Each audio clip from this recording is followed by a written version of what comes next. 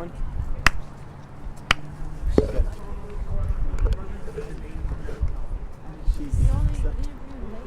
I'm in free when whoever walks by. Who else? How many people total? I don't know, 5, 6. Like 7 or 8. This is a Democrat-run event, isn't it? Yeah. That's why I ask them if it's unfair to call Trump a fascist, and they say no, he's a fascist. I tell them, so you're okay with the fascists taking the guns? Fascist government being the only one who controls all the guns?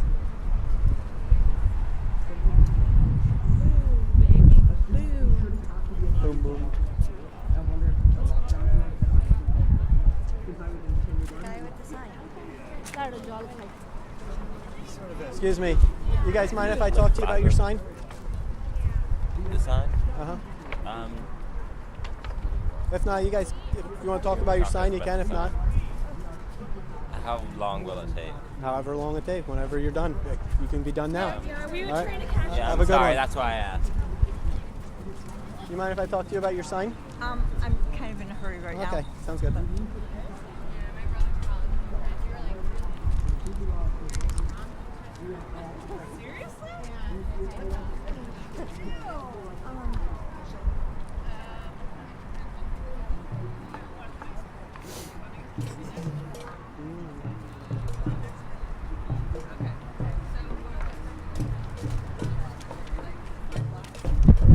You ladies mind if I talk to you about your signs?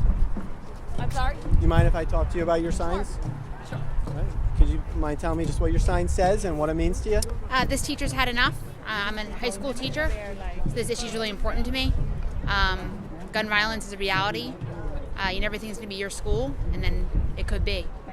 Right on. And is there something that you're proposing for here, or a call for action that you would want to have? I think our representatives need to be more aware of what the people want. Clearly, the majority of people want some type of gun reform. They're not acting. So they're supposed to represent us, not the NRA. Right. And for you? So, assault weapons were invented to kill the most people and do the most harm.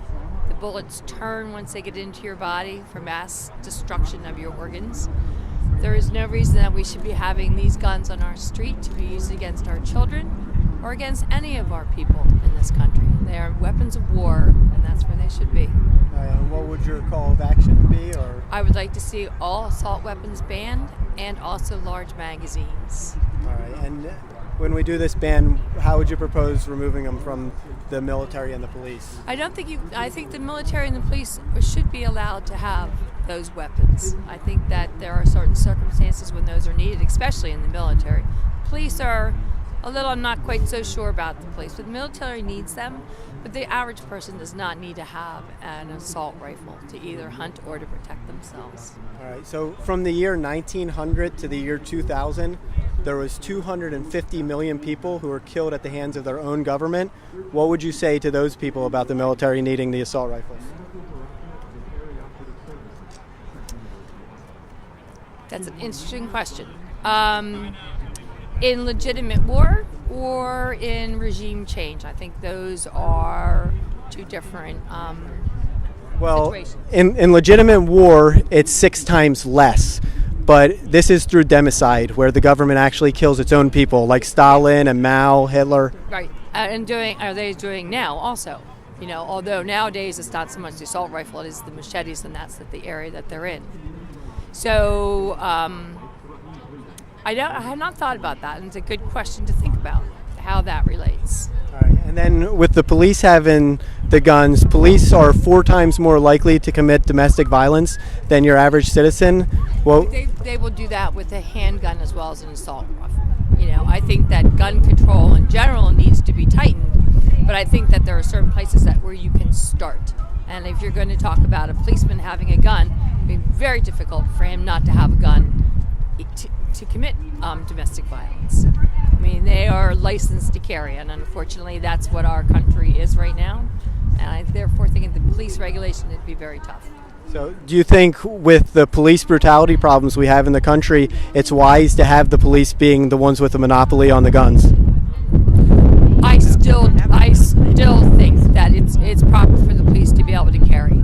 I think that if we didn't have so many people with guns on the streets, we wouldn't have the guns officers being killed on a regular car stop or being killed when they approach a house. So I think that the problem is that we have too many guns within our public. I still think that the police need to be able to carry.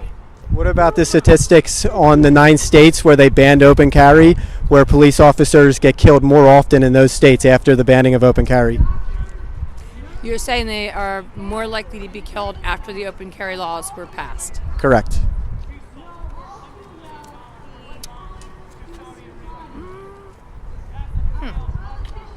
I'm not sure about that one either. Open carry, it means that you can't hide it, so the officers are aware of that. I don't think that people should have the right to carry guns on the street, myself. Do you believe that some people have rights that other people don't? No. So then the police can have the rights to carry guns. How would that not be a conflict in that? So, well, we're talking ordinary people on the street versus law enforcement. I've always stated that I think law enforcement should be able to carry guns. So law enforcement are not ordinary people? They have a different job that requires them to have a gun, and they are trained to use it. They don't always use it properly. Are the police trained in empathy? They have not been much in the past, and I think that is a large problem. So they're training to be able to use guns. Has that helped the black community? The black communities that they're brutalizing? If they were used as they were trained, then it would be better for all of us. Unfortunately, the police have taken a lot of rights or presumptions that they shouldn't have. If they were trained and followed their training, we wouldn't have the killings. We wouldn't have people being killed, unarmed men especially, being killed by the police. And then one last question. If you are promoting to get a law passed to stop gun violence and it makes a certain gun illegal, are you promoting gun violence by having the police with guns go and take away those guns like they did in Waco when they killed 70 people? Waco was a huge military assault on those people in that house. Right, and it was about gun control though. These people they were suspect of having guns that were illegal. They were also suspect of not treating their children well also. I mean, it wasn't just a gun violence. I mean, Waco was a horrible mistake on them. They took military action against people of our country. And the reason that they went there, they were serving a warrant about guns though. So should he not have answered his warrant? Do they have a right to fire upon the police? Do they have a right to defend themselves, you mean? They weren't defending themselves and they refused to accept the warrant at Waco. They barricaded themselves in. They held their children hostage. They had a decision to die for what they believed in. It was not proper or right for the FBI and the police to move in on them in a military style. Right, it wasn't proper or right, but it is the end result of gun control. Not all gun control.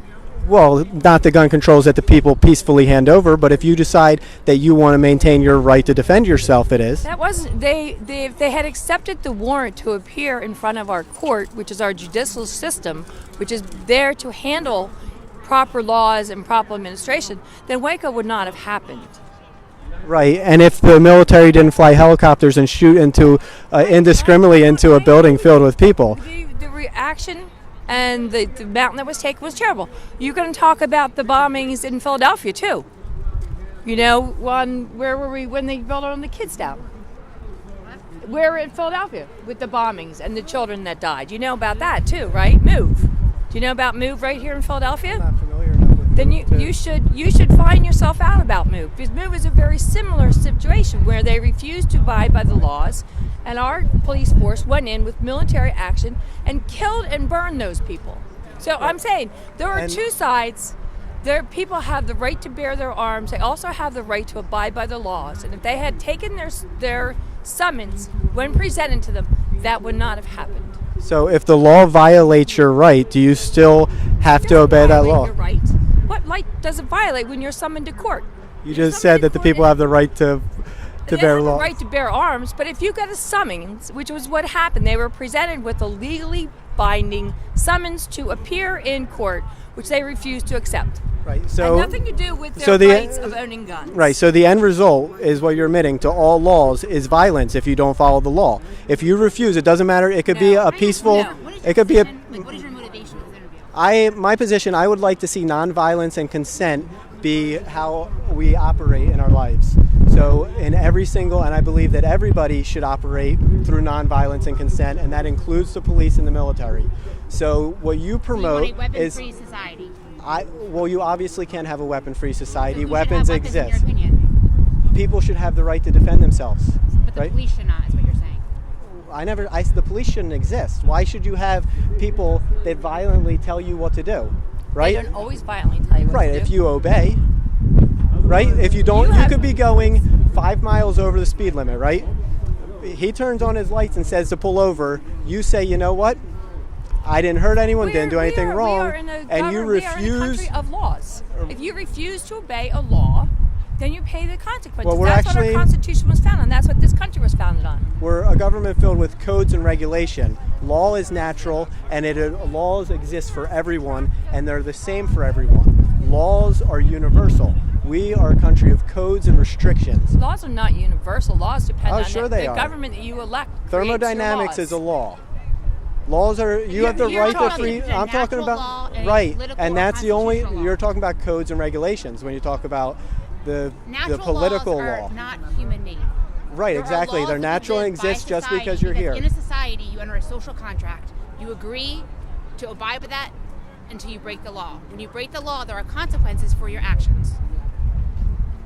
All right, and Now, when we did you have lunch sign this social reservations. contract? So, It's implicit.